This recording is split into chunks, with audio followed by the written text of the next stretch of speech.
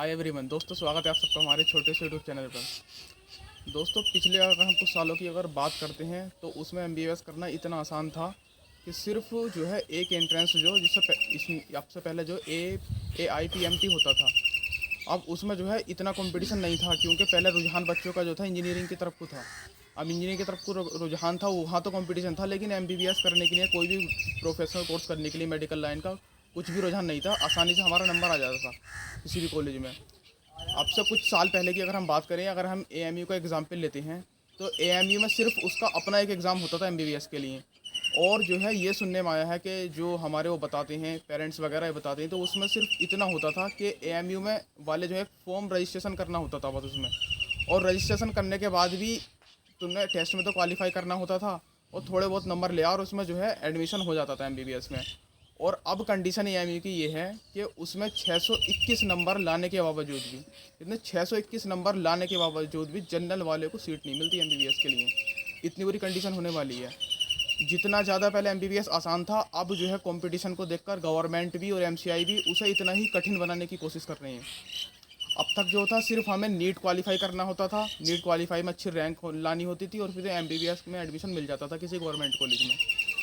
और उसके बाद एक MCI जो है एग्ज़ाम कंडक्ट करना, एग्ज़ाम क्वालिफाई करना होता था हमें। और अब जो कर दिया है इन्होंने, अब एक न्यू रूल आया है इनके एमबीबीएस के स्टूडेंट्स के लिए इंटर्नशिप करने के लिए। अब उसमें सबसे पहले तो हमें नीट क्वालिफाई करना, अब उसमें भी रैंक होल्डर बनना अच्छा, तब हमें कोई गवर्नमेंट कॉलेज मिलेगा, तब हमें कोई एम्स मिलेगा या कोई रेपुटेटेड कॉलेज मिलेगा गवर्नमेंट का। उसके बाद लगातार 5 साल करने के बाद जो हमारा पाँचवा साल होता, जिसमें 6-7 महीने की हमारी इंटर्नशिप रहती है, उस इंटर्नशिप करने के लिए भी अब एक एग्ज़ाम और क्वालिफाई करना पड़ेगा, जिसका नाम है नेक्स्ट। अब नेक्स्ट एग्ज़ाम क्वालिफाई करना पड़ेगा, और उसके बाद हमने नेक्स्ट एग्ज़ाम क्वालिफाई कर लिया तो तभी हम इंटर्नशिप करेंगे किसी भी गवर्नमेंट हॉस्पिटल से। उससे पहले अगर हमारा क्वालिफाई नहीं हुआ तो चाहे हमें 2 साल लगें या 2 साल लगें या 3 साल लगें, हम इंटर्नशिप नहीं कर सकते। और इसके बाद इंटर्नशिप हो गई हमारी कंप्लीट। इंटर्नशिप कंप्लीट करने के बाद फिर हमारा रहता नीट PG, जिसे हम MCI कंडक्ट कराता है एक एग्ज़ाम।